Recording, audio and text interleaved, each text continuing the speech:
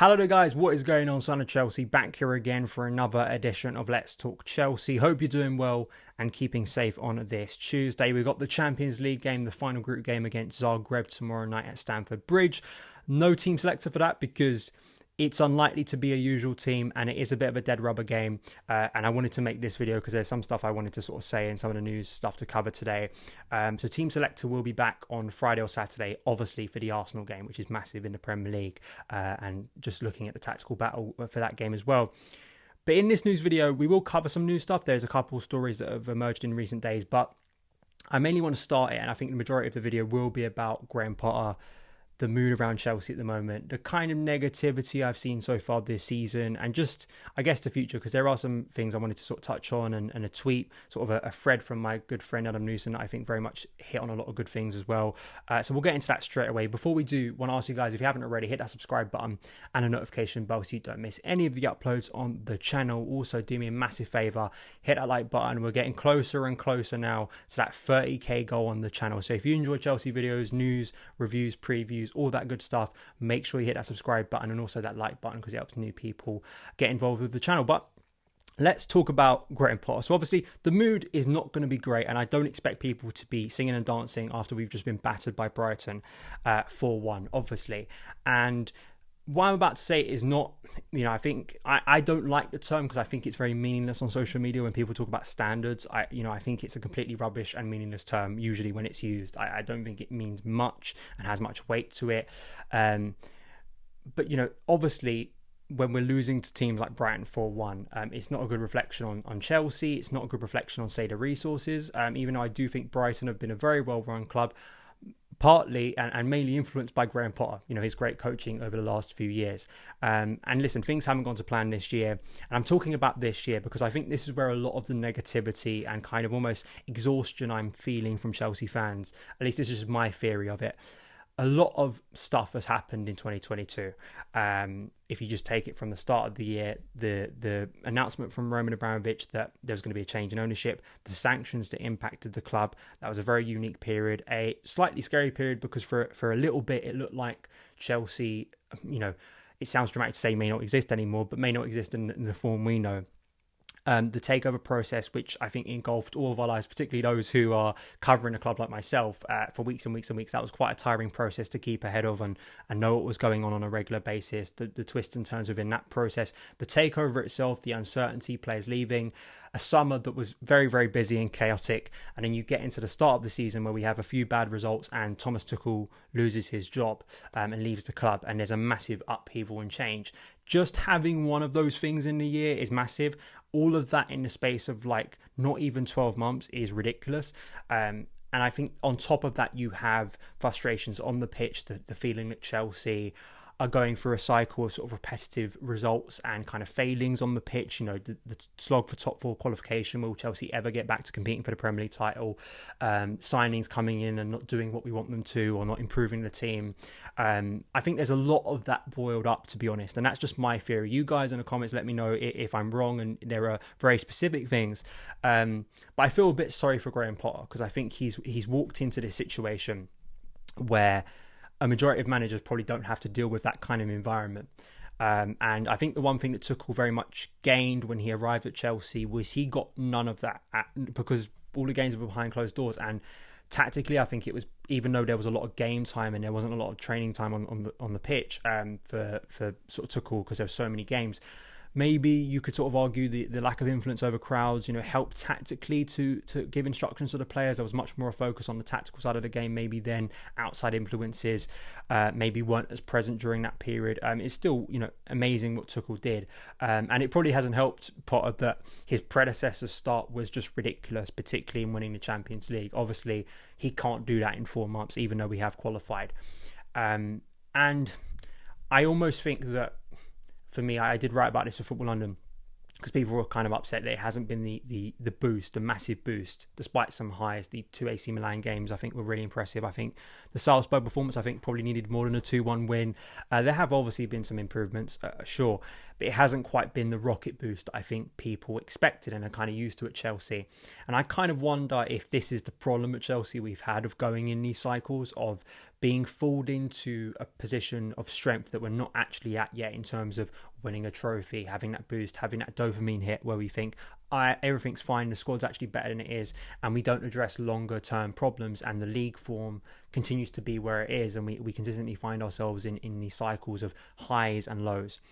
And maybe things not going amazingly at the start with Graham Potter can hopefully lead to better things down the line. You know, that may not seem nice to hear for people at the moment.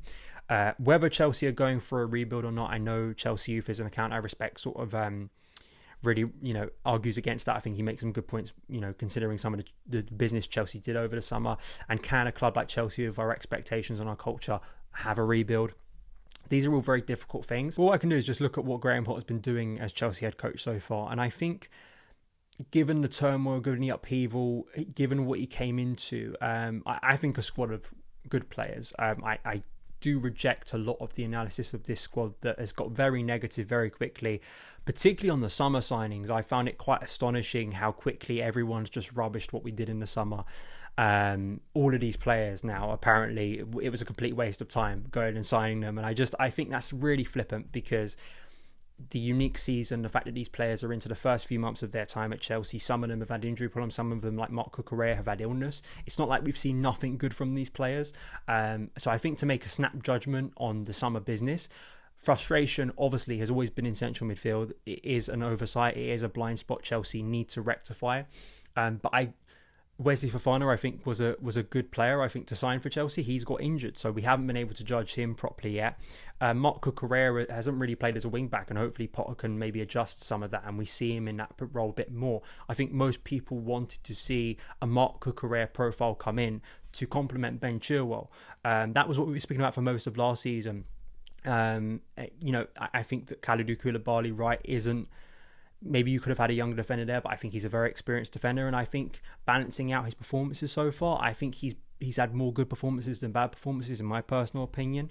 Pierre-Emerick Aubameyang, I think, is doing better than what we could have expected. I really do. I think some of the worries we had when he came in, I think he's overall looked positive, and I think he's gotten better and scored some important goals for us. So, listen, and Raheem Sterling is kind of the big one so far that hasn't really worked out. But he did start well, and again, because we're only going to play about 13 league games, isn't it, before we have the break for the World Cup. We don't know what the season's going to look like, and all right, we can have our criticisms. You're perfectly valid to have those concerns and criticisms. I just think writing off not only a new group of players, but the whole group of players, I just find a little bit bleak, to be honest, because then what are we all here for? I think, listen, and also I just want to make this point.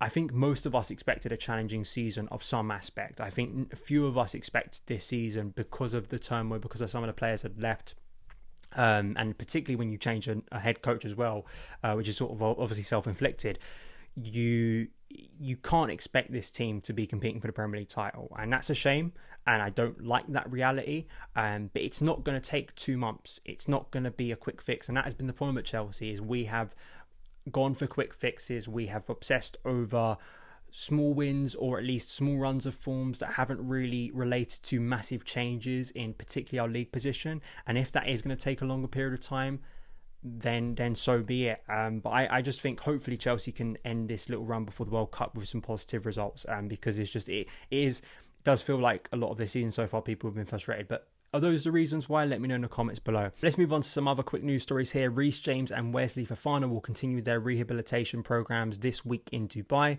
A member of the Chelsea medical department will accompany them. Good to get some progress. I think we saw photos of Wesley Fofana doing some rehab. Reece James has started his own YouTube channel. I'm sure you have subscribed already. Go and subscribe. He was talking about his injury recently.